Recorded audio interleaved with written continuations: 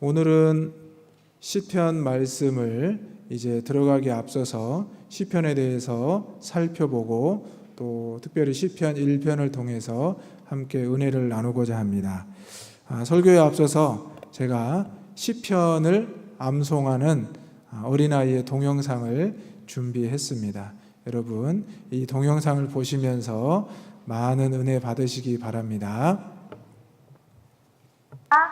여호와는 나의 목자시니 내게 부족함이 없으리로다.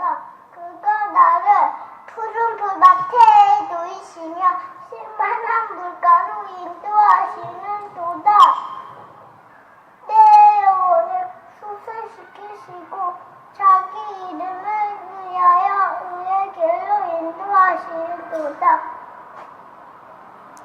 내가 사망의 음침한 골짜기로 다닐지라도 해를 좋아하지 할 것은 주께서 나와 함께 하심이라. 그의 지팡이와 막대기가 안위하시나이다. 주께서 내 원수의 목전에서 내게 상을 짜주시고 기름을 내 머리에 부으셨으니 여전히 넘치나이다. 내 평생에 선하심과 인자하심이 반드시 날 따르니니 내가 여호와의 집에 영원히 살리로다. 아멘. 24편 1절에서 6절 말씀. 아멘. 아멘. 잘하죠? 네. 시편 23편 말씀을 중간에 다리도 한번 만지고 코도 한번 닦고 옆에도 한번 보고 잘 외우는 5살 어린이의 모습입니다. 우리 교회 다니고 있는 어린이의 모습입니다. 여러분들 이렇게 여러분 어린 시절에도 아마 여러분 기억 못 하시겠지만 이런 추억이 있을 겁니다. 하나님 말씀을 읽고 암송하고 또 은혜 받았던 기억이 분명히 있을 것입니다. 우리가 이제 시편 말씀과 함께 9월, 10월, 11월 가을에 이렇게 읽게 됩니다. 시편이 총 150편으로 이루어져 있는데 어찌 보면은 참 분량이 많은 내용입니다. 하지만 여러분들이 이 시편 150편을 자세하게 살펴보면 1편부터 150편까지 같은 내용은 하나도 없습니다. 150편의 시를 여러분이 읽고 또 은혜를 받는 아주 귀중하고 소중한 시간들입니다. 이 시편 150편을 여러분이 읽고 또 때로는 암송하고 또 하나님의 은혜를 풍성히 받는 이 가을이 되기를 소망합니다. 아멘. 지난번 우리 새벽 기도 때 목사님께서 이야기를 하셨습니다. 두 목사님 이야기를 하면서 게임을 많이 했던 목사님, 게임을 많이 하지 않았던 목사님 이렇게 이야기를 했었는데 저는 어디에 속했는지 기억하십니까? 게임을 많이 했던 목사님에 속했습니다. 그런데 제가 게임만 한 것도 아니고 고등학교 때는 동아리 활동을 했습니다. 뭘 했을까요? 다행히 게임 동아리가 없어서 고등학교 때 3년 동안 문예부 활동을 했습니다. 게임과는 전혀 어울리지 않는데 저희 고등학교 동아리 이름이 어떤 이름이냐면 원시림 문학 동인회라는 문예부가 있습니다. 여러분 고등학교 시절에 학교 축제하면 연대시 낭독하는 그 동아리들 있잖아요. 그 동아리를 제가 활동을 했었는데 무슨 활동을 했냐면 주로 시를 쓰고 또 그 시를 쓴 걸 가지고 시화전을 하고 또 시에 대한 토의를 하는 동아리 활동을 했습니다. 그래서 제가 이제 썼던 시가 습작이라고 하는데 습작 노트가 저에게도 이제 몇 권이 있습니다. 여러분들도 아마 학창 시절에 이렇게 시 한 번쯤은 써 보셨으리라 생각이 됩니다. 여자친구를 생각하면서 남자친구를 생각하면서 또 어떤 이제 분위기에 젖어서 아마 시를 그적그적 해 보셨을 것입니다. 그런데 이 시를 쓰다 보면은 우리의 감수성이 많이 풍부해지는 것을 알게 됩니다. 그리고 오늘날 이 시를 써놓고 다음에 내가 봤을 때 야, 내가 어떻게 이런 시를 썼을까? 이런 생각을 또 하게 됩니다. 오늘 본문의 말씀을 보게 되면 이 성경에 나오는 시편 150편의 내용 하나하나가 정말 성경의 역사, 천년의 역사 동안 기록된 시이기 때문에 그 사람들이, 하나님의 사람들이 기쁠 때나 슬플 때나 어려울 때나 좋을 때나 하나님을 찬양하고 노래했다는 것을 알게 됩니다. 여러분의 인생도 이 시편처럼 하나님 앞에 때로는 감사하기도 했고, 때로는 원망하기도 했고, 또 때로는 하나님 앞에 찬양을 했던 그런 모습들이 분명히 있으리라 생각이 됩니다. 여러분의 삶이 다시 한번 이 시편으로 기록되기를 간절히 소망합니다.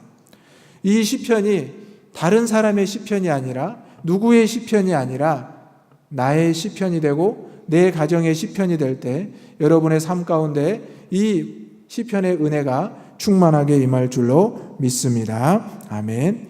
시편은 말 그대로 찬양과 기도로 이루어져 있습니다. 시편은 바로 헬라어 푸살모스라는 제목으로 반주에 깃들여 부르는 노래라는 뜻입니다. 그리고 히브리어로는 테일림이라고 찬양의 뜻으로 이루어져 있습니다. 방금 우리가 어머니 기도회 찬양팀, 또 우리가 오후 예배 찬양팀의 찬양을 들었습니다. 이 찬양이 바로 시편과 같은 내용입니다. 그리고 순서자가 기도를 했습니다. 이 기도 역시 우리의 마음을 담아드리는, 하나님 앞에 드려지는 찬양의 모습입니다. 사랑하는 성도 여러분, 우리의 인생 가운데 이렇게 하나님을 찬양하고 하나님 앞에 고백하고 하나님을 만나는 모든 시간이 바로 여러분의 삶에 노래하는 시간이고 하나님 앞에 여러분의 삶을 드려지는 시간입니다. 그래서 이 시편의 기자가 모세가 아니라 다윗이 아니라 바로 내가 되어야 바로 하나님 앞에 영광을 돌릴 수가 있다는 사실입니다. 시편 1편의 말씀을 우리가 함께 읽었는데요. 시편 1편은 복 있는 사람이라는 단어로 시작하고 있습니다. 여러분, 복 있는 사람이 되십니까? 자, 옆에 계신 분들과 함께 이렇게 인사하겠습니다. 복 있는 사람이 되시기 바랍니다.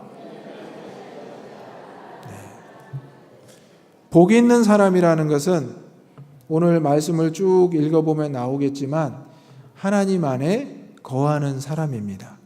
오늘 여러분 하루 종일 어디에 계셨습니까? 교회 안에, 하나님 안에 거하신 줄로 믿습니다. 이른 아침에 나와서 이 시간까지 여러분 여기에 왜 있습니까? 하나님을 찬양하고 하나님을 노래하고 하나님 앞에 내 삶을 드리기 위해서입니다.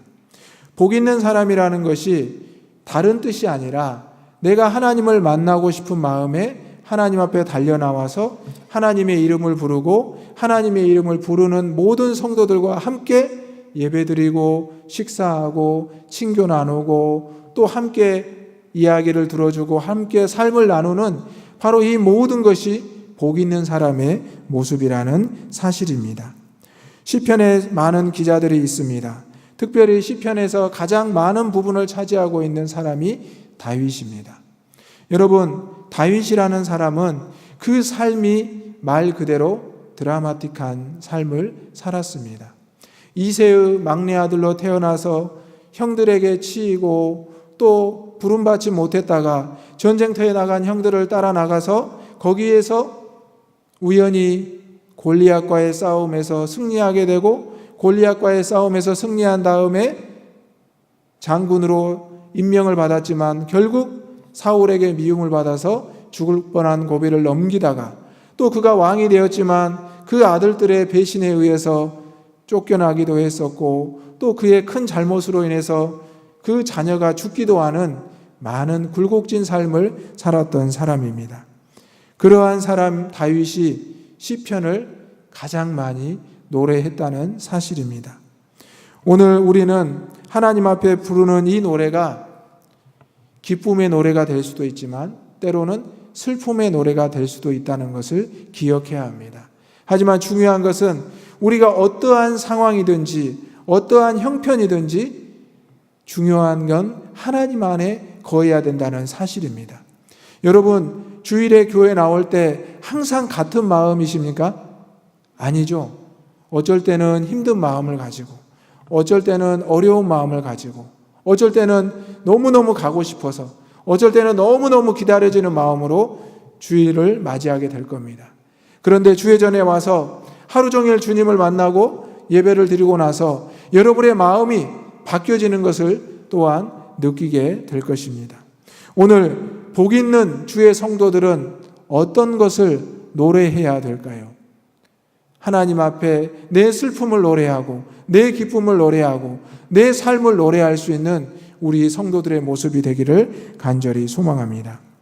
다윗은 하나님 앞에 자신의 있는 그대로의 모두의 삶을 노래했습니다. 그는 자신이 하나님 앞에 축복받았을 때는 그 축복에 감사함으로 노래했습니다. 하지만 그가 잘못해서 죽을 수밖에 없는 상황이 됐을 때는 또 그 어려운 상황을 하나님 앞에 노래하게 되었습니다. 오늘 우리도 다윗처럼 하나님 앞에서 내 모든 것을 다 내려놓고 부끄러워하지 말고 또 하나님 앞에 시선을 피하지 말고 오직 하나님만을 집중하면서 시편을 노래할 수 있는 저와 여러분이 되시기를 간절히 소망합니다. 시편의 큰 주제는 하나님이 한 분이시라는 겁니다. 하나님이 만유의 주가 되신다는 겁니다. 하나님이 만물의 통치자가 된다는 것입니다. 여러분, 시편을 읽어보게 되면 하나님을 찬양하고 하나님 앞에 감사함으로 시작되는 시가 많이 있습니다. 그 이유는 바로 하나님이 우리의 창조자가 되시고 하나님이 모든 만물을 주장하시기 때문입니다. 슬픔을 노래할 때도 하나님을 찬양했고 기쁨을 노래할 때도 하나님을 높여드렸습니다. 이것이 바로 우리 신앙의 자세입니다. 조금 내 삶에 어려움이 있다고 해서 하나님은 계시지 않아. 조금 일이 잘 된다고 해서 그래, 역시 하나님은 나와 함께 하셔.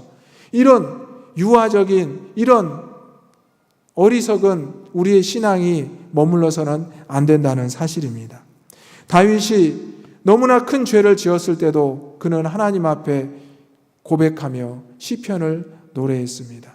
그때 하나님께서는 그의 잘못이 너무나 컸지만 그에게 다시 한번 회개할 수 있는 기회를 주셨고 그에게 징계를 내리셨지만 그가 다시 한번 하나님의 뜻에 나아갈 수 있는 기회를 허락하셨습니다. 사랑하는 성도 여러분, 이 시편을 노래하는 저와 여러분의 모습 가운데 도저히 하나님을 만날 수 없는 상황이라고 생각하십니까? 그때 하나님을 만날 수 있는 길이 이 시편 말씀에 있다는 사실을 꼭 기억하시기를 간절히 소망합니다. 오늘 시편 1편의 말씀에 복 있는 사람들은 악인의 꾀를 쫓지 않는다고 합니다. 죄인의 길에 서지 않고 오만한 자들의 자리에 앉지 아니한다. 이건 당연한 이야기 아닙니까? 그렇죠? 여러분들 악인들의 꾀를 따르고 계십니까? 대답 한번 해보십시오. 아니요. 죄인들의 길에 서고 있습니까?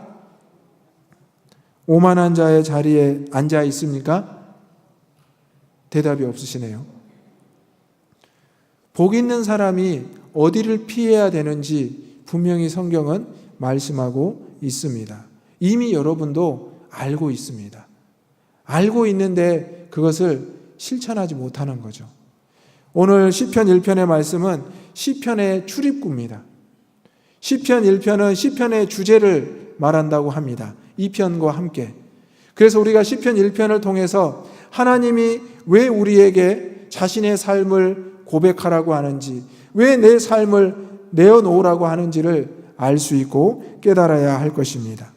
그러면서 이전의 말씀을 보면 오직이라는 단어로 시작합니다. 뭘로 시작한다고요? 오직, 여호와의 율법. 이 율법은 뭐냐면 하나님의 가르침, 하나님의 말씀입니다. 여러분, 하나님의 말씀 안에 오직 거하시기를 바랍니다. 아멘. 이건 우리의 당연한 고백입니다. 하나님의 말씀 안에 거하지 못한다면 우리는 결코 복 있는 자의 자리에 되지 않고 의인의 길에도 서지 못할 것입니다.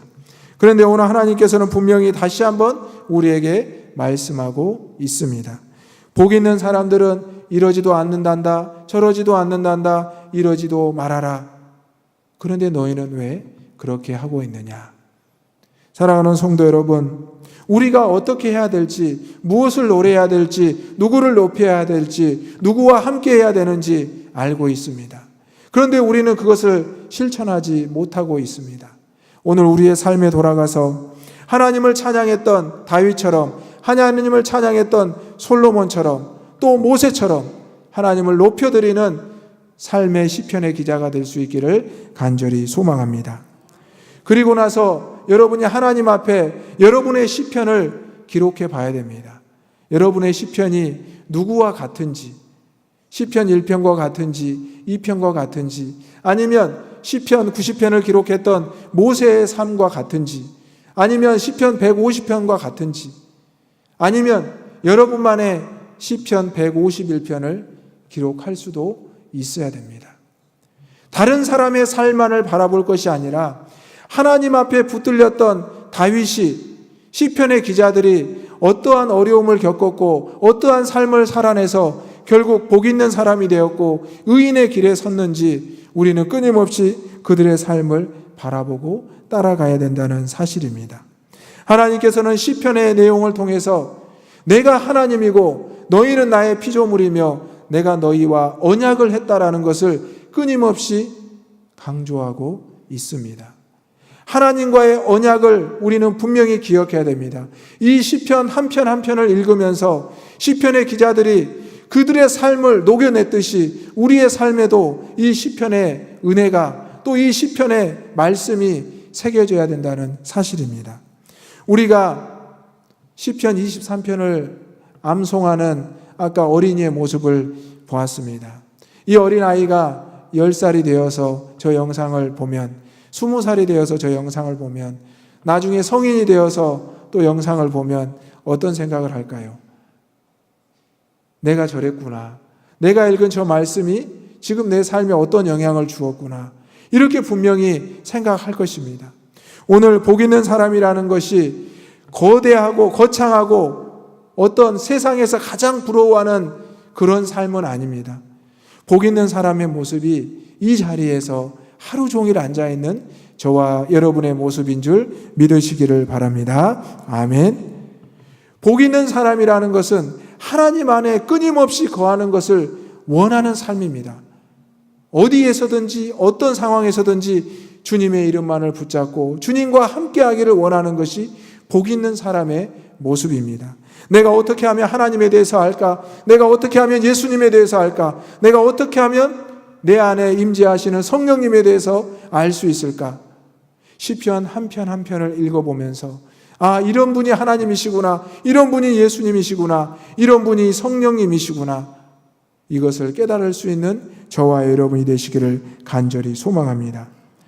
오늘 시편 1편의 말씀은 정확히 우리에게 세상의 길과 하나님의 길을 말씀해 주고 있습니다. 우리는 정확히 세상에서 6일을 삽니다. 그리고 하루는 하나님 안에서 삽니다. 그러면 당연히 세상에 치우칠 수밖에 없습니다. 아무리 뛰어난 사람도, 아무리 심지가 굳은 사람도 6일을 세상에서 살고 하루를 하나님 안에 산다면 흔들릴 수밖에 없습니다. 하지만 세상에 살면서 시편의 말씀을 날마다 노래한다면 우리의 삶이 하나님의 삶이 되고 주님의 삶이 되고 성령의 삶이 될 줄로 믿습니다. 하루만 주의 전에 나온다 생각하지 마시고 매일매일 내가 하나님 안에 거하는 것이 주의 전에 거한다는 것을 기억하면서 하나님의 말씀을 날마다 노래할 수 있는 저와 여러분이 되시기를 간절히 소망합니다. 시편은 여러분의 삶을 기록하는 것입니다. 여러분의 기도는 하나님의 말씀 앞에 여러분의 삶을 드리는 것입니다. 여러분이 하나님 앞에 찬양을 드리는 것은 여러분의 목소리만 드리는 것이 아니라 여러분의 인생을 드리는 것입니다. 그래서 우리가 하나님 앞에 찬양할 때, 기도할 때는 정말 내 모든 것을 내어놓는 마음으로 함께해야 될 줄로 믿습니다. 그냥 앞에 있는 찬양팀을 따라 부르는 것이 아니라 그냥 앞에서 기도하는 장로님의, 목사님의 기도에 귀 기울이는 것뿐만 아니라 정말 내 삶이 함께 드려지는 기도와 찬양이 되는 것이 바로 시편을 노래하는 시편 기자들의 삶이었습니다. 사랑하는 성도 여러분, 오늘 우리의 삶이 하나님을 온전히 노래하지 못하고 하나님을 온전히 찬양하지 못한다면 우리는 이 시편에 기록되지 못할 것입니다. 시편에 기록된 많은 성경의 인물들을 보면서 저 사람처럼 내 찬양도 내 삶도 기록됐으면 좋겠다. 지금 여러분의 삶이 하나님의 천국책에 기록되고 있는 줄 기억하시기를 바랍니다.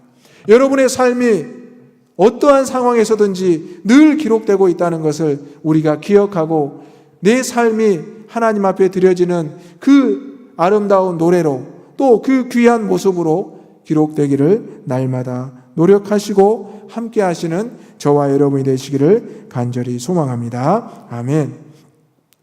시편 1편에서 시편의 기자는 마지막 6절의 말씀을 다 같이 읽어보겠습니다. 무릇 의인들의 길은 여호와께서 인정하시나 악인들의 길은 망하리로다. 아멘. 여러분 하나님 앞에 인정받기 원하십니까? 인정받기 원하십니까?